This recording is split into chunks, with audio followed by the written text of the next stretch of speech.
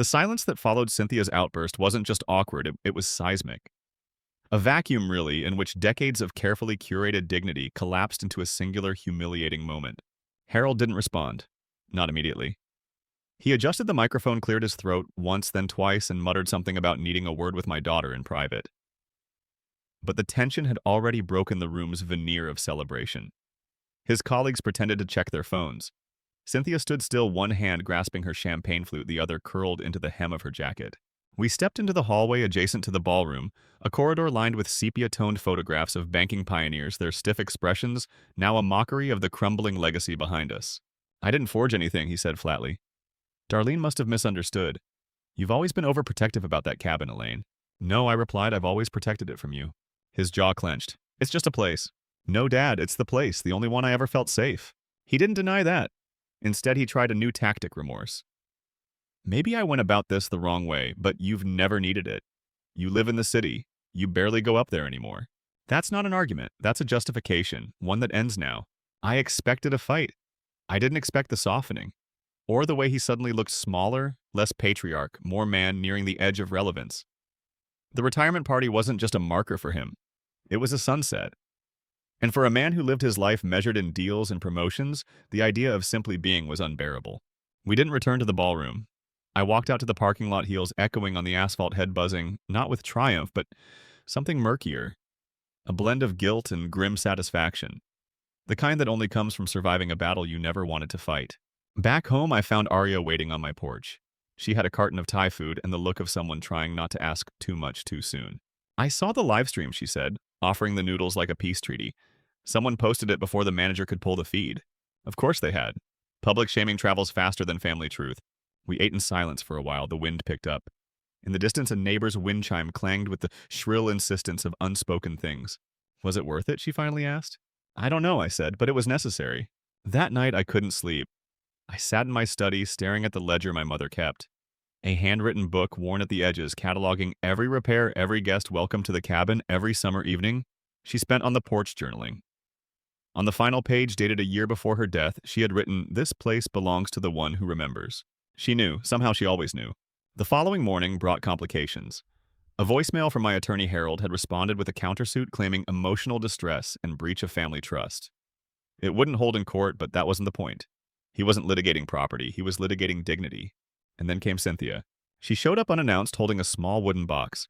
It was the kind my mother used to keep her jewelry in, simple, lacquered, old-fashioned. "I want to talk," she said, her voice less polished than usual. We sat on the porch. She opened the box and took out a faded photograph. My mother, Harold, and me, probably taken during one of our earliest visits to the lake. We looked happy. Or rather, they did. I looked like I was trying to deserve being there. "I didn't know about the forged documents," Cynthia said, "but I knew he was hiding something. He asked me to co-sign on a second mortgage last month." I declined, but I didn't press. "Why tell me now?" "Because I saw your face last night." And I remembered what it felt like to watch a man rewrite the rules in real time. That was when I realized Cynthia wasn't just a passive observer. She had lived versions of this story before, maybe not about cabins, but about control. Rewriting family history, making women feel like guests in their own homes. She handed me the photo. "I don't want the cabin. I never did. But I want to stop pretending I don't see the damage he does." I didn't forgive her, not then, but something cracked open. That weekend, I drove to the lake. The leaves were turning. The air smelled like firewood and sap. I found Harold's old fishing rod leaning against the porch, an unspoken message or maybe a forgotten relic. Either way, I left it where it was. Inside, I sat in Mom's old rocking chair and watched the sun fall across the water. For the first time in months, I didn't feel like I had to choose between heritage and boundaries. I could hold both. The cabin had weathered storms before. It would again. As the light dimmed, I pulled the ledger from my bag. I turned to a fresh page. October 14th. Cynthia came clean. Arya's watching closely. Harold's legacy is still trying to define itself, but for once the story is mine to write. Next week we go to mediation. I don't expect reconciliation, but I do expect clarity. And maybe, just maybe, I'll bring the rocking chair home. The drive to mediation felt like traversing more than just miles. It was crossing a quiet boundary between the woman I had been and the one I was becoming. I wasn't angry anymore. Not really. What remained was colder, slower, like sediment settling at the bottom of a lake. Arya offered to come with me, but I declined. Some burdens, even generational ones, had to be carried alone. She had her own life to build, her own narratives to sort through. I couldn't let mine spill too much into hers. The mediation was held in a modest wood-paneled office tucked between a dental clinic and a tax accountant's small-town neutral ground sterile but polite.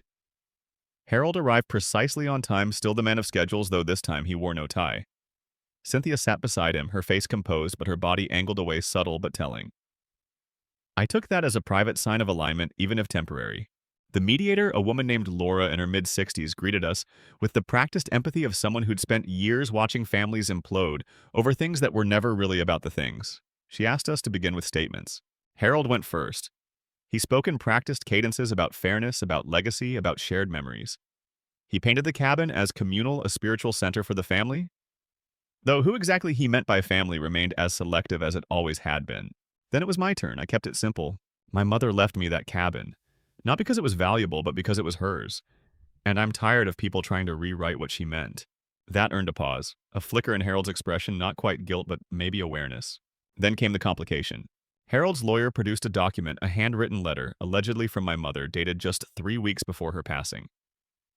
It wasn't a will, she'd already handled that legally, but a personal letter addressed to Harold mentioning the cabin as ours in spirit, even if not in name.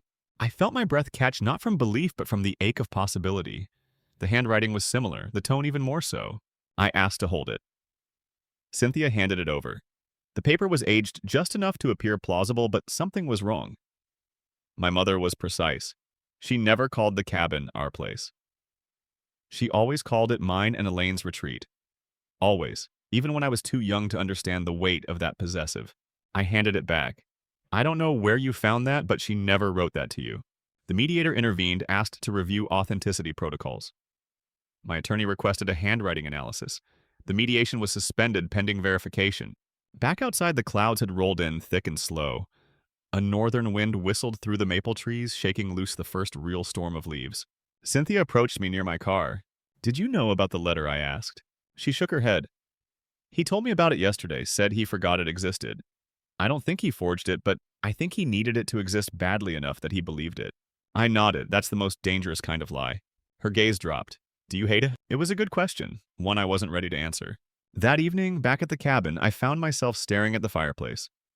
Above it hung a framed photo from 1987, Mom and me on the dock, arms locked around mugs of cocoa, faces turned to the lake. That photo had outlived her 2 husbands, 3 renovations, and now this battle. It wasn't a document, it wasn't notarized, but it was real.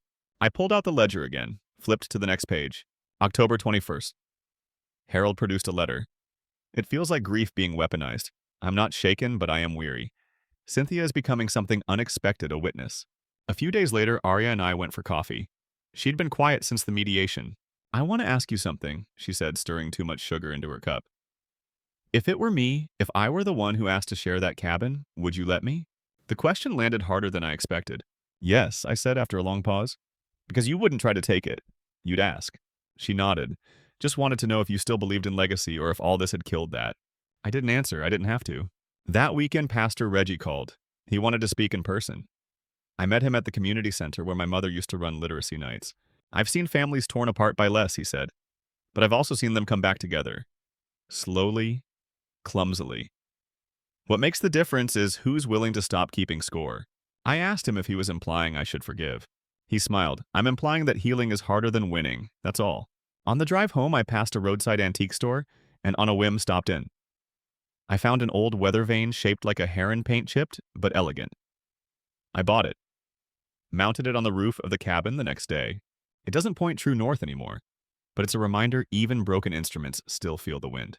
The handwriting analysis is due next week. If it's authentic, we enter a new battle. If it's not, Harold will have to decide how far he's willing to push a lie for the sake of a legacy he never earned. Either way, I'm ready. Because for the first time in my life, I'm not reacting. I'm writing. The report came on a Tuesday, tucked into an envelope marked confidential, but carrying the weight of generations. The handwriting analysis was clear. The letter was not written by my mother. The analyst's summary was meticulous, clinical, a comparison of strokes, spacing, pressure.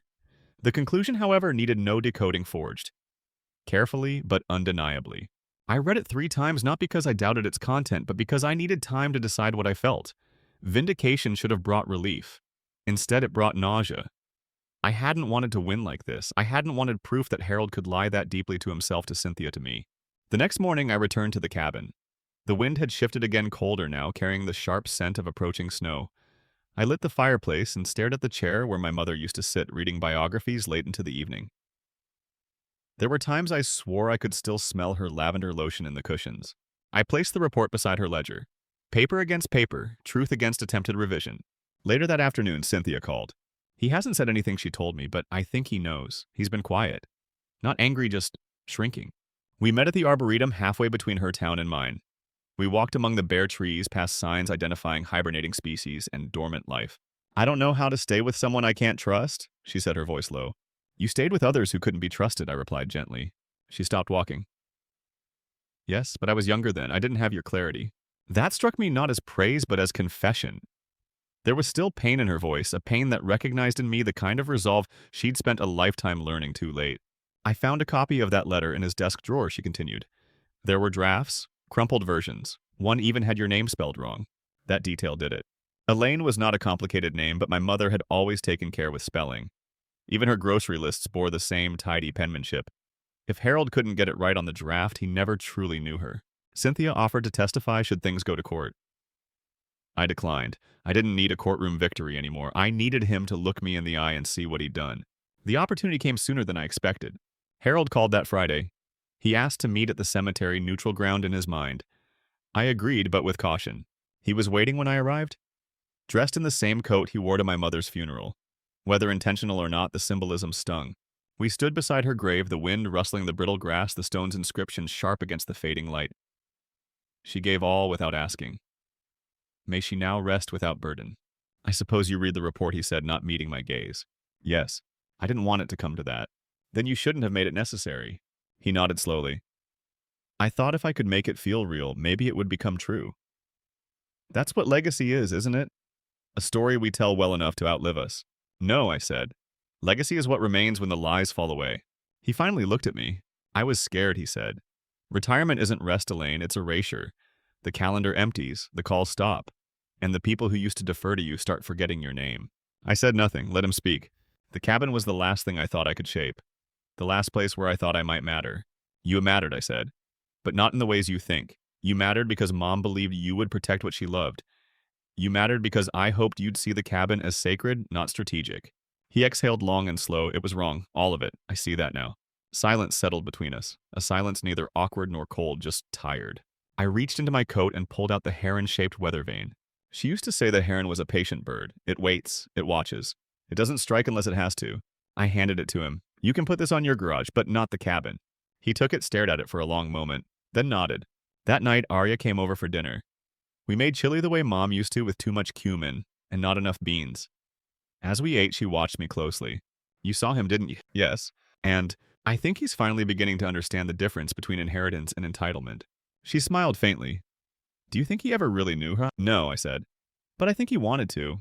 That matters, a little. She picked up the ledger from the shelf and ran her fingers over the edges. Will you teach me how to take care of the cabin? The question pierced me, gentle yet irrevocable. Yes, I said, and I'll teach you how to say no, even to me. Outside, the wind picked up again. The maple tree in the front yard released the last of its leaves, scattering them across the porch like memory. We watched them dance, then fall, then rest. Next week, I'll visit Harold's new condo. He says he wants to give me something. I don't expect much, but I'll go. Because legacy isn't built in courtrooms. It's built in the places we choose to show up, even when we don't have to. The condo surprised me. Not because it was extravagant, it wasn't, but because it was tidy in a way I didn't associate with Harold. For all his rigidity, he had always surrounded himself with clutter disguised as legacy.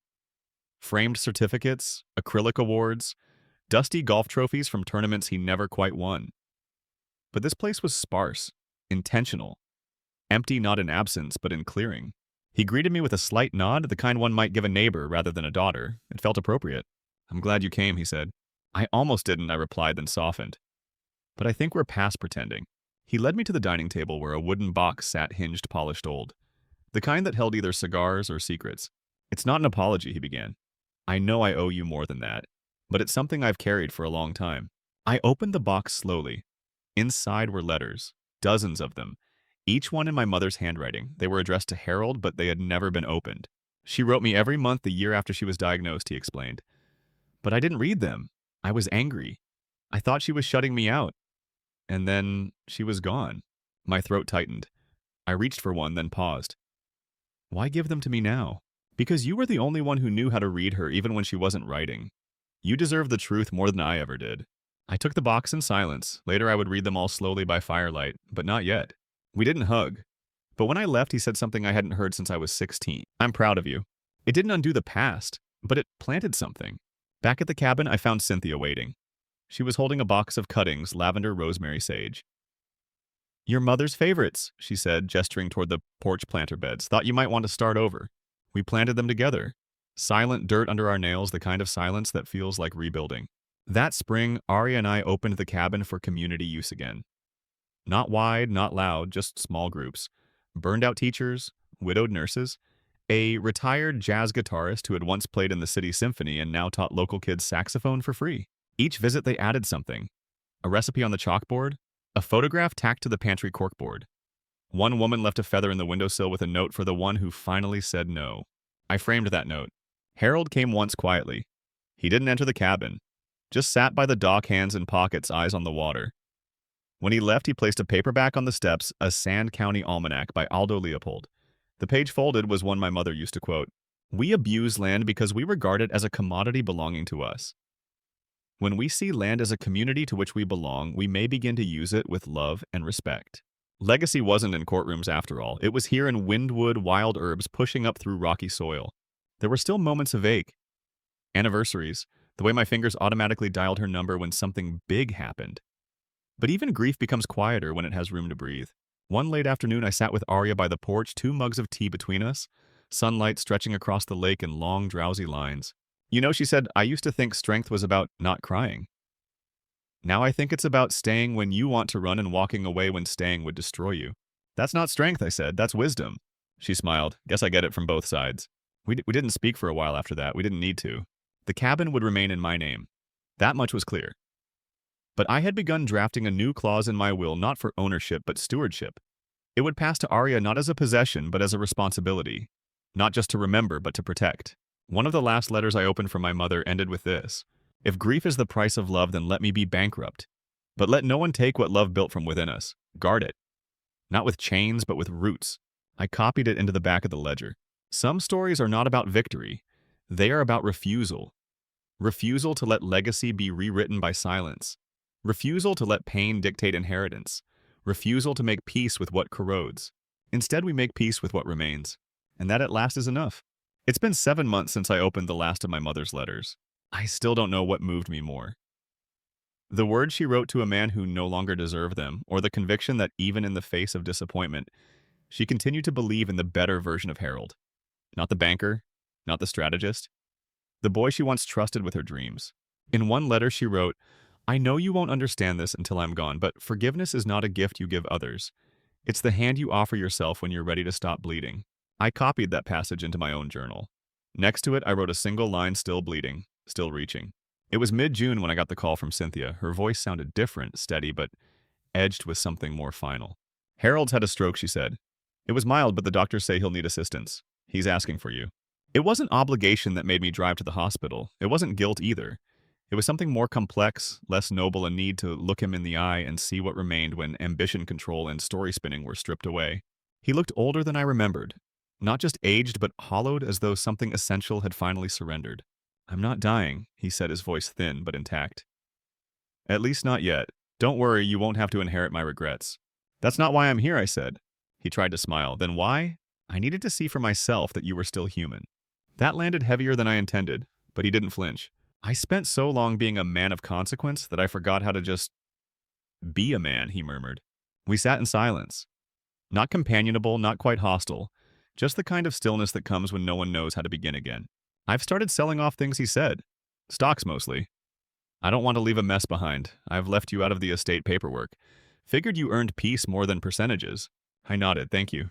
He reached toward the bedside drawer and retrieved a photograph, faded, water-damaged, curled at the corners. It was of me and my mother sitting on the dock at dusk, her hand resting on mine. I kept this, he said. Not out of sentiment, out of fear, that I'd forget how she looked at you. He handed it to me. I took it gently, and for a moment I could almost hear the creak of the dock, the hum of insects, the breath of water brushing the shore. Outside the hospital, I found Arya waiting by the car. She was reading a book my mother had once gifted me, one I hadn't seen in years. Pilgrim at Tinker Creek? Found it in the cabin's bookshelf, she said. It smells like thyme. She watched me as I buckled in. Was it awful? No, I said. It was unfinished.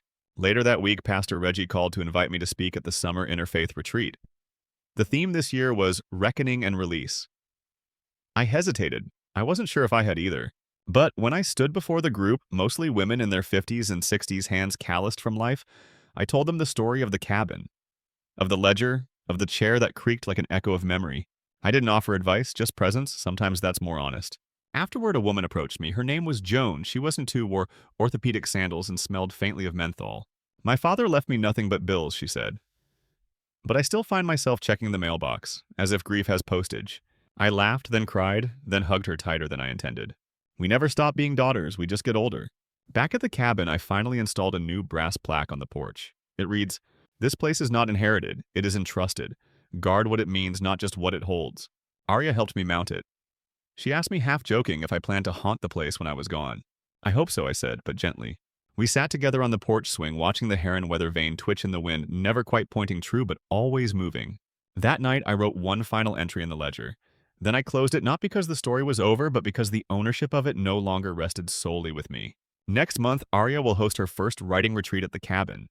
10 women, 2 days, 1 goal, to tell the story they've never been allowed to write.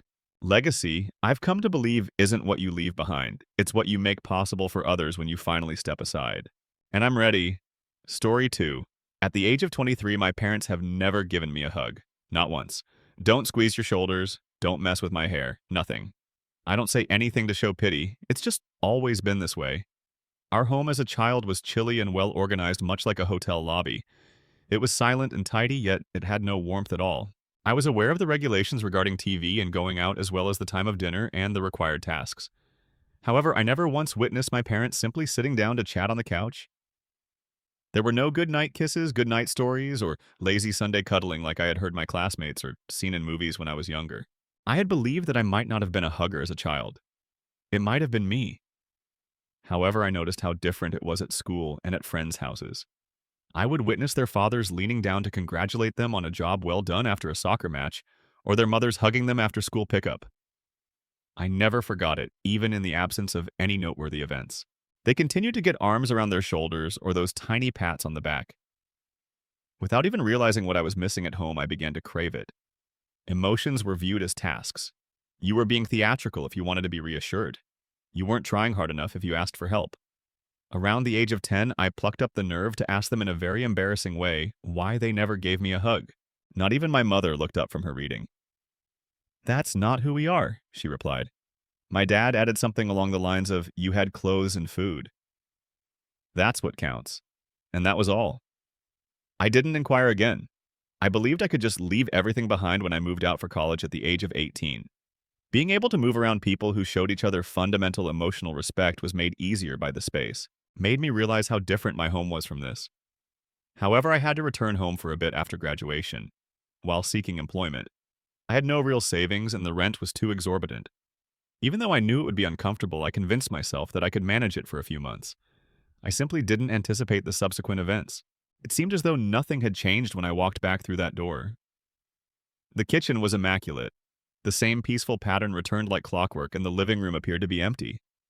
We exchanged courteous good morning greetings and briefly discussed topics like groceries or traffic. But that was all. Every exchange resembled a business meeting. I promised myself to go as soon as possible and concentrate just on looking for a job. I arrived home earlier than normal one evening.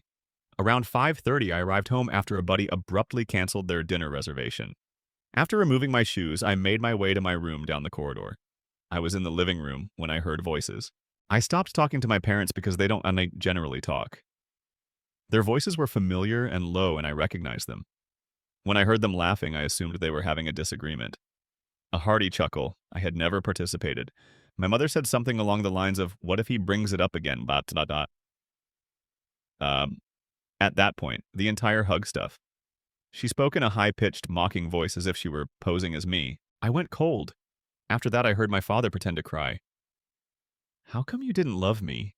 Why did you not give me a hug?" And they both started laughing. They had nothing to laugh about. They were making fun of me. Nor was it merely a lighthearted joke. They were acting out a dialogue that had not yet taken place. They were preparing their response, mocking the notion that I would question them once more about why I never felt loved in their home. They made remarks such as, "He's too sensitive, kids these days want coddling," and even made a joke about how I would probably wind up in therapy anyhow. I can't even recall being there.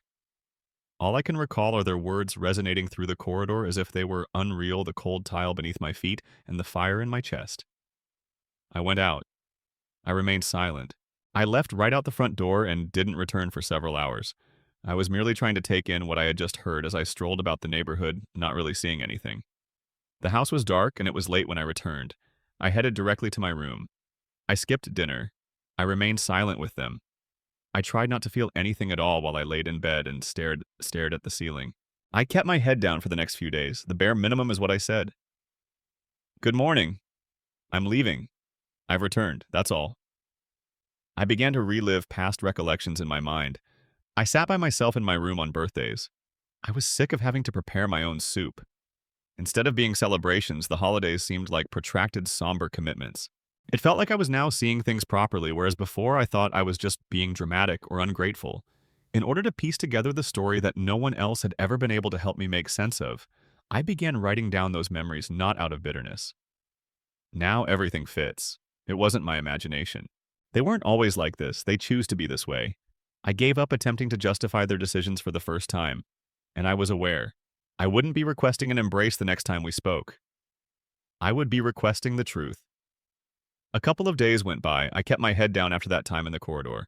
I spent much of my time in my room and only out when absolutely necessary.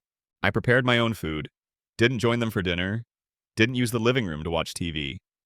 We merely spoke briefly and courteously to each other. If I had to inform them that I was leaving, or if one of them asked me to pass something. However, the weight of what I had heard remained. Thick in the air, it simply sat there. One evening after supper, I requested whether I might talk to them each time I passed them. I stood in the kitchen doorway and said it quietly and plainly. Both of them sat motionless at the table. My mother was the first to glance up, her face tense as if she had anticipated the situation. My dad gestured to the chair across from them without saying anything. I took a seat. No drama, no yelling, I just said it. The other night, I heard them. I arrived home early and heard everything as I walked down the hallway. The laughter, the voices, the jokes. My mother's mouth moved slightly as if she was unsure of how to respond. As if things weren't so important, my dad leaned back and smiled half-heartedly. He mentioned that people occasionally utilize humor to get through difficult or awkward situations. Then, as if it were no big deal, he laughed again quietly. I didn't chuckle, and I informed them that I wasn't there to apologize. All I wanted was a response. Why, I questioned.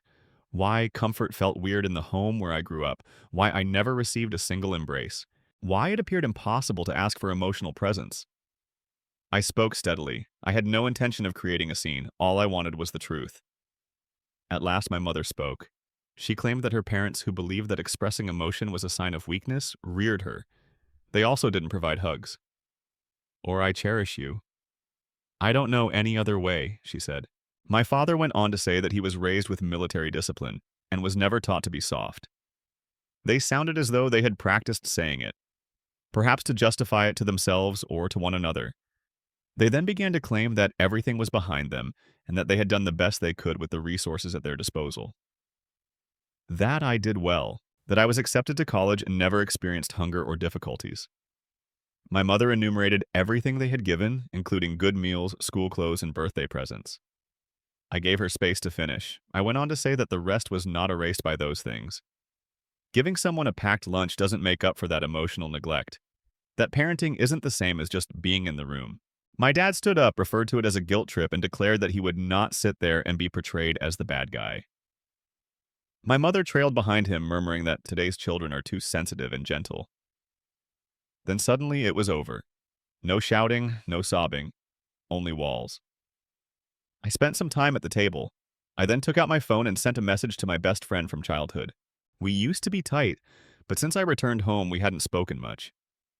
I asked him a straightforward question to see whether he had any strange memories of growing up at my place. Within a few minutes, he responded saying that the house always felt tense, frigid, and unwelcoming, and that he used to detest staying over. He then reminded me of something I had once forgotten in middle school. After a sleepover, he hugged me as he was departing. A brief, informal embrace goodbye. My father had stood close by. According to my acquaintance, he recalled my dad's subsequent stare at him, which suggested that he had done something incorrectly. It always stuck with me, he added. It was strange to be condemned for giving someone a hug. I wasn't prepared for how hard that affected me. It wasn't simply my imagination. It had also been spotted by others. The stiffness, the quiet, the way affection felt like a rule violation. That evening, I began to write things down. It's about everything, not just the hallway or that chat. Scenes from my childhood. Things I hadn't considered for years. I took care of myself when I was ill. There were occasions when I sat through holidays as if I were a visitor in my own house. I wasn't writing to win people over. To make sense of it all, I wrote. For those who have emotionally distant parents, I discovered an online support group. I joined in silence, initially just reading. I began posting parts of my own story on an internet support group after that. Just moments one after the other without names or significant details. Additionally, each time someone answered with, I also experienced that. It clarified the image. I wasn't yet prepared to leave home. I was struggling financially and still hadn't found a full-time work. However, I began making plans, researching locations, revising my resume, and contacting people. I had to leave this place as soon as possible. And I wasn't going to leave any aspect of myself behind when I departed this time. For the following week, I kept things simple. No TV in the same room, no small conversation, and no meals together. All I said was good morning, and I'm going out. I kept my bedroom door closed unless I was entering or leaving, prepared my own food, and cleaned up after myself. There was no fight. Distance was the problem. My mom walked in the kitchen one morning when I was pouring coffee and set a magazine on the counter. She gestured to a passage on love languages that was highlighted. Perhaps she replied, we simply showed and received love in different ways. At first, I didn't answer. After that, I revealed to her that I was a child. There are no love languages for children. My needs were never satisfied, but theirs were. She gave me a startled expression as if she hadn't anticipated that. Then she retreated. She was going to start saying the same things I had heard before about how things were different in her era and how her parents were even more chilly. However, she remained silent. Without saying another word, she simply walked out of the kitchen. I ended up discovering one of our old family photo albums in the storage area that afternoon while searching for a document. It had been years since I'd seen it. I took a seat on the floor and turned the pages, image after image. Birthdays where I stood in front of a cake and no one else was in the picture, formal holiday posies, and school award ceremonies. All of the shots looked. Post. Nothing was open. There was no sign of delight.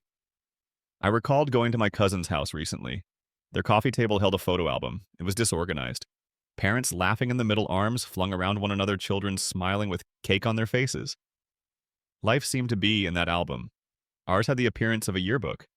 That night, someone neglected to customize. At last, I enrolled in therapy. I scheduled the first open seat with a therapist I discovered who offered online sessions. In the second session, we ended up discussing that incident in the hallway where I heard my folks giggling at the thought of me requesting affection. I went into great detail about the timing, the laughs, and the tone of their voices. After listening, what did the therapist say? No one has ever spoken to me before. It was emotional neglect rather than merely chilly conduct. And for years it had been going on. He clarified how parents can provide for a child's bodily requirements without depriving them of emotional nourishment. The fact that something is real, even if it isn't physical. He also discussed the ways in which humor can be used as a shield, with some people using it to avoid responsibilities, while others use it to laugh when they're uncomfortable. And when that starts to happen frequently, it turns into harshness rather than merely avoidance. I informed him that I couldn't recall ever being held after a few sessions. Not once. Not when I was afraid. Not when I was injured. Not even when I was so sick with the flu that I was unable to stand without feeling lightheaded. The school nurse had to call my mother twice before she responded after I broke my wrist in gym class one year.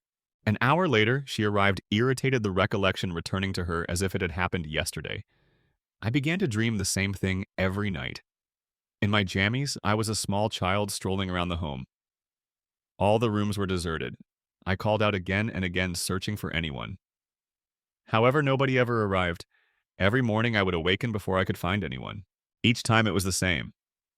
My folks were watching a sitcom in the living room one day when I strolled in. After having a serious conversation with his teenage son, the father on the television drew him into an embrace. Both of my parents laughed as if they were witnessing something entirely alien. I didn't shout or speak it aloud. Simply inquired as to if it was odd for me to see something they never offered me. After that, I immediately went back to my room after turning around. Nobody trailed behind. I heard a faint noise beneath my bedroom door that night. There was an envelope on the floor when I opened it. It contained a brief note written by my dad and $1,000 in cash. It instructed me to use it for any assistance I believed I required. No explanation, no signature. I kept my hands off the envelope, I packed a little overnight bag and left it on my desk. I then sent a close friend a message to inquire about the status of their offer. They had said long ago that if I ever needed to get away for a time, I could stay at their apartment and crash. They indicated they would leave the front door unlocked in their nearly instantaneous response. No note was left by me. I took very little. Just shut off the journal I was keeping and my laptop. Without turning around, I slid out the side door. I wasn't upset. I had given up trying. I simply had a backpack and a tiny duffel bag the night I left. My laptop, phone charger, toothbrush, diary I'd been writing in, and a couple of changes of clothes. I called a rideshare after waiting until both of my parents were asleep, sneaking out the side door and walking 2 blocks. Across town was my friend's flat. He had a blanket and a fresh towel waiting at the door when I arrived. No inquiries, just lend a hand. My phone buzzed the following morning before I was even completely conscious. My mother sent me 5 missed texts inquiring about my whereabouts and general well-being. Why I was acting in this way after that one for my dad. It was succinct and straightforward. He desired the return of the $1,000. That was it. No surprise, no worry. Only the cash. I instantly blocked both numbers. Not mute, not disregarded, blocked indefinitely. I didn't want phony care guilt trips or explanations. I told my pal everything from the start later that day. The envelope, the hallway moment, and the lack of hugs. Without interjecting, and he listened. He nodded as I finished and stated that when we were younger, he always felt strange visiting my house, claimed that as soon as he entered, he would experience a constriction in his chest. Perhaps it was just him, he thought. He connected me with a person in his office that same day who was trying to find an entry-level assistant. I made no hesitation at all. I got ready, took out my one good dress shirt, and updated my resume. 2 days later, the interview took place. Easy inquiries, a quick tour followed by a handshake. The call came the next morning. They had hired me. It was not a glamorous job. Mostly managing emails, taking phone calls, and organizing files. It was mine, though. Every day I arrived on time, learnt quickly, and stayed late when asked. It was the first time I wasn't being cautious. I wasn't stepping on other people's toes. I was merely working, being paid, and discovering what tranquility in a quiet place may feel like. I brought up the money again in therapy. After years of quiet, the envelope, the note, and the unexpected rush of money. My therapist assisted me in seeing the gesture without the emotional haze, but he did not provide me instructions. It didn't help. Support wasn't provided. With a courteous expression, it was control. A means to stay in touch, just enough to keep them feeling engaged. I returned the money by mail. No address for return. There is no note inside. The envelope was taped shut by me. Walked away after dropping it off at a shipping center. They had to pull that final thread. They had nothing to offer me, not a single penny, nothing. My cousin got in touch with me a few days later. Although we weren't particularly close as children and he was several years older than me, he had always struck me as being more perceptive than the others. He told me that my mother had been telling him weird stories about me running away and blaming them for everything. The stories were dramatic and ambiguous. He wanted to check in personally because according to him, it didn't sound like me. I told him everything, from beginning to end. I didn't embellish or sugarcoat it, I simply presented it as it actually occurred. After a moment, he spoke something I had never heard before. He recalled a previous birthday of mine. I was around 9 years old. I seriously scraped my knee as I tripped in the backyard. He claimed that I began sobbing so loudly that the majority of the grown-ups turned to watch. However, nobody in my family relocated. Not my mother, not my father, not even to make sure I was all right. That moment has stayed with me over the years, he remarked. He didn't know what to say at the time, but it made him uneasy. That exchange struck a different chord. Hearing it validated what I had been figuring out, but I wasn't looking for confirmation. It had also been witnessed by others. They simply couldn't think of a name for it. I began classifying my notebook by age recollection and events so that it was more than just a list of events, but also how each one had influenced my path in life. No one else was the recipient. It was for me. It turned out that my boss at work was one of the few individuals who can remain composed under pressure without losing their composure. He observed how well I managed tense client calls and how fast I picked things up. After my third week, he grabbed me aside and told me that he thought I had promise. He also mentioned that emotional intelligence was a strength in this line of work and that not many people naturally have it. That remained with me, and because the rent was too high for me to move out on my own, my friend and I decided to share his one bedroom for the time being. The bedroom was his. I grabbed the sofa. Although it wasn't perfect, it did the job. We shared tasks, maintained order, and showed consideration for one another's personal space. No tension, no shouting, just two individuals attempting to solve the problem. The apartment received a letter a week later. It had no return address, but it was addressed to me. My mother wrote my name in her handwriting. I read the first paragraph after opening it. Lines abounding with justifications for their difficult occupations and their ignorance. I didn't hear what I needed to. I folded the letter. I threw it in the garbage and resumed my resume update. This time I didn't question it. I received a message on one of my old social media accounts a few weeks after things at my friend's apartment had calmed down. It came from a high school instructor I hadn't spoken to in a long time. In a local community forum, they had seen my name mentioned. I reached out to congratulate local hiring and young professionals on a tiny matter. Then they had another thing in common. They attempted to bring up my stillness in class and how disengaged I appeared during a parent-teacher conference when I was in school. They recalled my father dismissing it, stating something along the lines of, "He'll be fine. We don't pamper our children." He spoke it flat and cold as if he were presenting a fact without anger. Since it was one of the few occasions when a parent didn't even pretend to participate, the teacher claimed it remained with them. Everything I had been researching in treatment aligned with that minor fact. Yelling or slamming doors aren't usually signs of emotional maltreatment. There are a dozen instances where you scrape your knee and no one notices, and other times it lurks in the calm moments where comfort ought to be there, or when no one answers the phone when your school calls home. I began to gather those fleeting moments, recollections I had dismissed or disregarded. I sorted them out with the help of my therapist, not to assign guilt, but to identify a trend. I was urged to toughen up when I attempted to discuss a bully. When no one answered the phone when I was unwell at school, I waited outside in the cold. I used to cry in private in my room out of fear that someone would hear and urge me to stop. In the end, I launched a blog. Not much. All I needed was a peaceful place to write about what I was learning. I kept names to myself. No pictures were used. I simply scribbled things like why or what I needed at 8. Comfort is not as safe as silence. The mails arrived promptly, although I didn't have high expectations. People my age, older, and even younger have all written private letters that express the same idea in various ways. Their tales were similar to mine. Families that provided them with food and housing but lacked affection and safety. According to a few of them, they had never told anyone before. One message was particularly clear. A man who claimed to be my mother's older brother gave it to me. He wasn't someone I knew well. He wasn't close to the rest of the family because he had moved out of state years ago. He claimed to have recognized my narrative after reading one of the blog pieces that was anonymously posted through a support group. He claimed that my mother was always alone and disliked embraces, even as a little child. According to him, their parents disapproved of affection because they believed it made children weak. He said it to make no excuses. He was simply truthful. Said that for the same reason he severed his relationship with the majority of the family years ago. No one had ever spoken how it felt because their home had been a place of restrictions and silence. Love wasn't at issue. It has to do with performance, a successful peer. Keep your head down, don't ever be vulnerable, although it drew a larger line knowing this did not delete anything. It clarified how my family's coldness became the norm. Even if it wasn't right, it made logic. My cousin texted me a few days later to ask me to a modest party.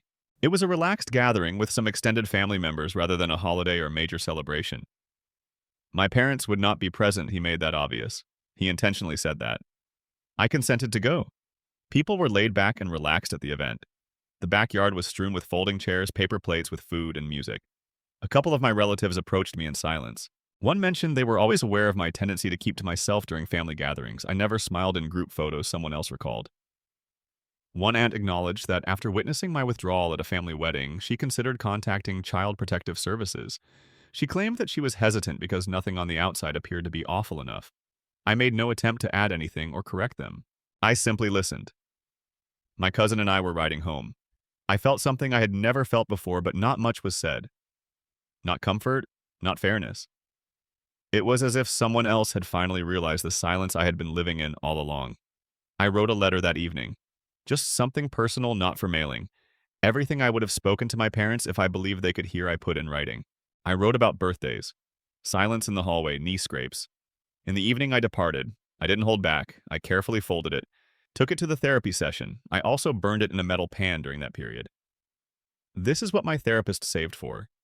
No melodramatic music, no lengthy speech, only ash and fire. I left that room with a crucial realization. Healing doesn't wait for other people to participate. It begins when you quit running after people who never existed in the first place. I signed the contract for a one-bedroom apartment on the outskirts of the city a month after the family get-together. It had a small living room, a small kitchen, and a bedroom that was barely large enough to accommodate a desk and a bed. It was mine, though. No roommates, no stress. You don't have to tell anyone anything. With the assistance of my friend and cousin, a borrowed futon, and a few bags, I moved in on a Saturday. We had unpacked everything by dusk. There was no forwarding address left by me. Along with updating my records at work bank and other places, I also changed all of my contact information, including my phone number. My folks might be able to get in. I instructed the new building's front desk staff to state that they were unaware of a tenant with that name if someone inquired about me. I wasn't hiding. I had just finished granting access to those who were unsure on how to manage it at work. Things changed rapidly. The department required someone to fill in temporarily while they worked things out after a supervisor abruptly quit. By the end of the week, I was handling schedules and training 2 new hires after receiving a recommendation from my manager.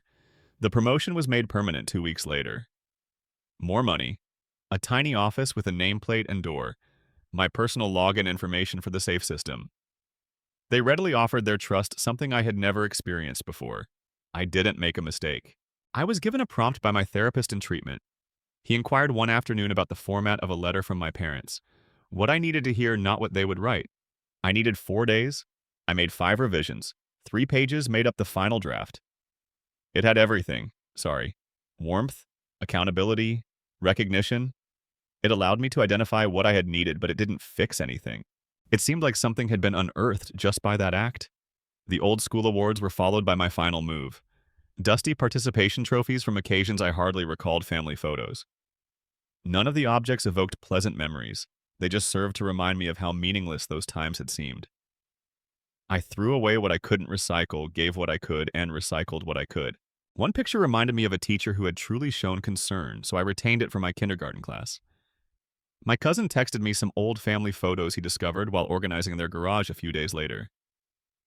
One was particularly noticeable. It was me 6 years old wearing a paper crown from a celebration and standing tall. In the backdrop were my parents, folded arms without a smile. The picture portrayed the narrative vividly, but I had no recollection of the party. A fresh email arrived in my mailbox the following morning. Proof was the only word in the subject line. My mother gave it to me. There were 10 pictures in it. They were all captioned. You had a great time on this trip. You always had such a joyful expression. We were good parents, you see. The first few lines were all I read. I flagged the email as spam and blocked the account. Their edited interpretation of history was unnecessary to me. A voicemail from an unidentified phone was left that same week. The message was plain, yet I didn't respond. The sound of my father's voice was loud and irate. I was removed from everything he remarked, and I was being ungrateful. I called the phone provider and erased the voicemail before it was finished. My number had changed once more by that evening. My cousin sent me a message later that evening. They wanted to know if I would feel at ease being on their emergency contact list. They trusted me and didn't want their parents to be involved. Without hesitation, I concurred that the 5-second exchange was more thoughtful than anything I had received from my own family in a long time. I was asked to co-lead a communications seminar at work. It was for new hires and interns. During a week of professional growth, I contributed to the outline's creation and utilized brief excerpts from my story without names or excessive detail to illustrate how emotional intelligence affects workplaces. No one had to know the origin of the narrative. All they had to do was listen. A common buddy introduced me to someone new. After exchanging numerous texts and a few coffee dates, we went out to dinner with a group of people on our 3rd date. We were traversing a packed street fair. It made a lot of noise. There are people everywhere. In line, I was knocked into by a stranger who smiled and offered me a quick, warm embrace. In the packed fair, a mere gesture. I didn't recoil. I didn't get cold. That night, something inside of me suddenly opened up. Another blog entry was written by me. The hug that rewrote everything is the title I gave it. I didn't spread the word. Did not monitor reactions or clicks. It was not intended for approval. In therapy, it was simply something I had to speak aloud. Before putting the post away the following day, I read the final line once more. Then I made a statement that I had never made so plainly before.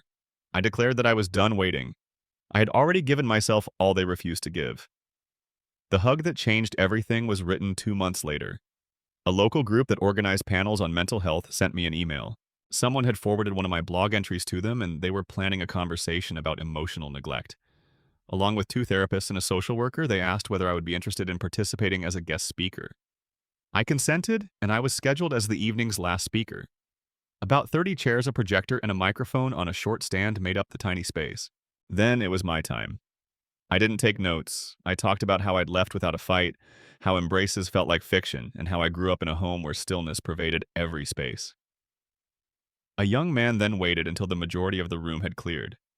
He spoke out and claimed that no one had ever expressed his feelings in words before and that his parents used to make fun of him whenever he cried. After saying thank you, he left. I remembered that moment. For my upcoming therapy appointment, I mentioned the panel and the feedback it received. Instead of writing a memoir, my therapist advised me to transform what I had written into a workbook. Something useful, a tool for people undergoing comparable recovery. Something that included writing prompts, brief reflection exercises, and tidbits of my personal narrative. I thought the concept was good. I began describing how it might appear, with one area dedicated to rewriting emotional patterns, another to boundaries, and another to early experiences. I received an email from a small independent publisher a week after I finished outlining. My site was discovered by one of their editors via a friend. They were a small, close-knit group of people who were passionate about mental health and true stories. They wanted to know if I would be interested in turning the blog into a book. Yes, I replied. I began arranging all of my blog posts, removing some that were too unpolished or repetitious, revising others to have a more readable tone, classifying them by theme, and adding justifications at the start of each part. I spoke in a straightforward, unflashy, and genuine manner. Proving anything wasn't the aim. It was meant to demonstrate that even if the people who have harmed you have never changed, healing is still possible. I received a message from someone I hadn't spoken to in years during this period. Someone who had been close to my parents when I was a child was a distant family acquaintance. It was a brief message. My father wanted to speak before it was too late, they said. After stating unequivocally that I would not receive messages from third parties, and that any such attempts would result in the termination of any remaining extended ties, I replied. The acquaintance didn't respond again. A few days later, I got a call from my cousin who had kept me grounded and helped me move. He attested to the fact that my parents were telling my relatives that I had made things up. They claimed that I was embellishing things to get attention and turning normal parenting into a spectacular tale. I refrained from arguing. I made no attempt to contact anyone. Instead, I asked for my medical records from childhood. Though short, the file has a lot to say. During multiple doctor's appointments, follow-up instructions were mentioned, but never fulfilled. 2 immunizations were completely omitted. According to one note, I went to urgent care by myself when I was 12 years old without an adult there following an asthma attack. I wasn't surprised by any of it. It simply made the connection. I provided the information in therapy to validate the patterns rather than to support a claim. My recollection wasn't warped. Its framework gave clarity, not satisfaction, but a peculiar kind of tranquility. When I got back to my flat, I opened the closet's final storage box. There were a few birthday cards, a broken toy, and miscellaneous pieces of youthful doodles within. One of them has cheap foil letters on it. From Mom and Dad, it read, "There is nothing within. Not a message, no name, only the printed greeting." In a shredder, I put it. I opened my photo storage app that evening and looked through all of the pictures connected to my parents. I removed all of them. I deleted the contacts. I erased all digital evidence that connected them to the life I had created. I posted a blog article titled, "Some Parents Love the Role, Not the Reality," the following morning. I kept names to myself.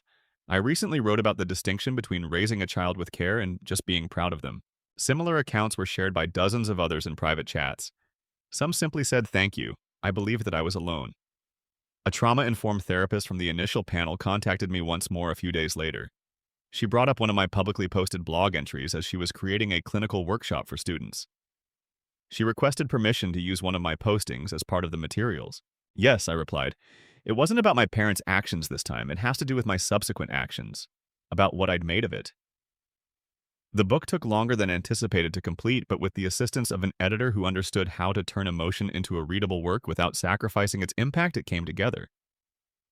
She assisted in framing the raw pieces but did not cut them. The entries evolved from blog-style postings into a cohesive story. The framework followed the story from quiet to separation to rebuilding, and the chapter names were taken from sentences I had written years before. The book was given a straightforward title by the publisher. No one gave the child a hug. They appreciated its directness. It was a grayscale park with a little vacant bench as the only cover. Fitting for silence. They scheduled a few modest events as the release date drew near, primarily private readings at universities' treatment programs and libraries. Nothing ostentatious, just talks. I was asked to talk about emotional resilience on a podcast before the tour began. They only allowed me to use my first name, keeping me anonymous. The host spoke calmly and asked natural questions. I discussed the cash envelope, the hallway incident, and my lack of desire for retribution. Just room to expand. Someone I hadn't spoken to since high school sent me a message a few days after the program aired. They claimed that they had before assumed I was simply silent or cold, but now they understood I was enduring something they had never witnessed. Then more messages began to arrive. One girl who sat next to me in 4th grade, a former neighbor and a substitute teacher, recalled how I never spoke in group projects. Each of them contributed a little bit that completed the background I had made an effort to ignore. It gave me an odd sense of recognition, but it wasn't the validation I wanted. Now they saw it. My cousin texted a screenshot one day. A new church group had been joined by my parents. It served as a support group for bereaved parents. There was a welcoming post with their names. Without comment, my cousin emailed it. I didn't answer. What they were mourning was obvious. Not the loss of me in treatment, but the loss of access. We discussed how people occasionally lament the loss of control. Not the relationship per se. That clarified a lot. The forced photos, the threats, and the phony excuses. They weren't upset that I was going. They were upset. The escape was beyond their control. I wrote a fictitious letter of apology over the course of a weekend, not for myself. All the things they never did, I imagined them saying. I answered all the questions I had been waiting to hear. Filled. After printing and reading it, once I put it in a drawer. Certain words are intended to be written down rather than spoken. The publisher published the tour plan and established the release date. The city where my parents still resided was the location of one of the stops. The group volunteered to forego it. We may proceed, but please keep the guest list small, I said. No press, no public promotion. Just a private meeting in a peaceful setting. I read a section from the chapter about the night at the event. In the corridor, I could hear them giggling. There was utter silence in the room. There was silence, no buzzing phones, no coughing. Then a woman slowly emerged. She claimed that when her parents discovered her treatment notebook, they read it out loud and laughed. Her eyes were brimming, but she didn't say anything more. It was sufficient. Knowing that this wasn't about getting even, I departed that evening. It was about letting people know they weren't alone and speaking up about things they had been suppressing for too long. I looked at my phone as I packed up that night. A fresh message has arrived from an unidentified number. No context, no name. Just a picture of my childhood home's hallway. Years before I had stood still in the same hallway, it said in the caption, "This is something you'll regret." I didn't stop. I entered into my phone account, took a screenshot, and reported the abuse. I protected all related logins, blacklisted the number, and highlighted it. I then informed my cousin and forwarded everything to them. They called a couple of hours later. They spoke in a bland tone. My father was probably the one. They promised to deal with it and to caution the other members of the extended family not to bring it up ever again. There wouldn't be any more opportunities, messages, unexpected pictures, letters from third parties, or gifts of apologies. This time, the door was permanently closed. I drove to the closest police station and made a report the morning after I got the hallway photo. I brought the message, the history of previous instances, and screenshots. I entered without fear. I was ready. I informed them that I had no intention of filing charges at this time. Just in case something more happened, I wanted it recorded for the record. Although there was no explicit threat in the post, the officer took it seriously and pointed out that it was obviously inappropriate. The final straw was that I made sure everything was in order, changed all of my internet passwords, enabled two-factor authentication, and deleted any backups that might have been connected to my family. No open channels remain, and there is no way to message me, contact me, or surprise me once more. It was permanent this time. There are no exceptions, no more communication, not even in the event that they were harmed. There were no more pages in that chapter. I wrote something months ago, but I hadn't felt ready to share it until 2 days later. "To the Ones Raised by Ghosts" was the title of the open letter. My parents were not named. It wasn't written for them by me. I composed it for those who, like myself, grew up in homes that were both full and empty. Through online forums and therapeutic groups, the letter stealthily gained traction. It was reposted by a few people. They taped it to their wall after printing it out according to another message. It lacked marketing and promotion. When the book first came out, it touched a nerve because it addressed a topic that people don't often discuss aloud. The initial reviews arrived quickly. It was praised by mental health specialists for being direct but sympathetic. It made no attempt to penalize anyone. It was simply honest. Inquiries about using parts in group sessions were made by therapists. It was added to a university's reading list for trauma studies.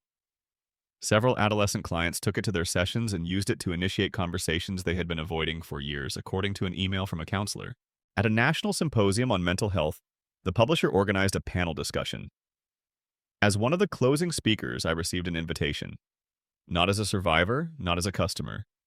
As someone who has transformed suffering into something constructive. I didn't talk about healing as though it were a magic trick. I mentioned that healing involves upkeep, sometimes better than others, but always progressing. One audience member got up after the panel and inquired as to whether I had ever thought about getting back in touch with my parents. I didn't think twice. I gave them my whole childhood, I said. I made this one mature decision for me. As I packed up my supplies, that response remained in the room outside.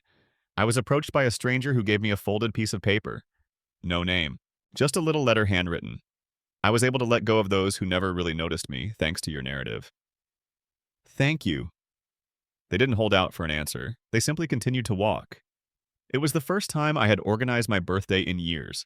It was merely a get-together of those who had stayed, not a huge party. Cake was brought by my cousin. A couple of colleagues arrived with cards. In the backyard, my friend cooked. Someone once laughed at a joke and put their arms around me from behind. Certainly there was no flinch, there was no silence, only warmth. I didn't consider who wasn't there when I looked around that evening. I could see who it was. I saw what I had decided to construct. This family was not a substitute. It wasn't an alternative because it was selected. It was genuine, reliable, secure.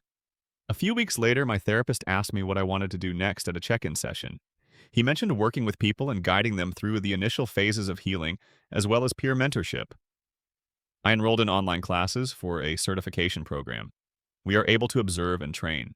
It didn't feel like taking a step back. It was as if the light were being carried forward. My cousin arrived shortly after with a present. The scrapbook was constructed by hand. Pictures from Trek's cookouts and sporadic, goofy text exchanges. There were brief sayings, friend messages, and tiny reminders that healing had been taking place all along. They had written a line in clean black ink on the last page. Family is about being lifted up, not about being raised. That night, I hanged it over my desk. Tidy, easy, straightforward. A daily reminder that love cannot be demonstrated by blood alone. It's action. I had another dream that night, not of searching, not of the corridor. I was already inside a house this time. I moved forward as someone opened their arms. No resistance, no reluctance, just motion. The dream ended without waking in the midst for the first time. I made breakfast the following morning without any noise or music. Simply be silent, the type that felt heavy once. Now, however, things were different. The memory of the hallway was still there, but it was not echoing. At last the quiet had become mine.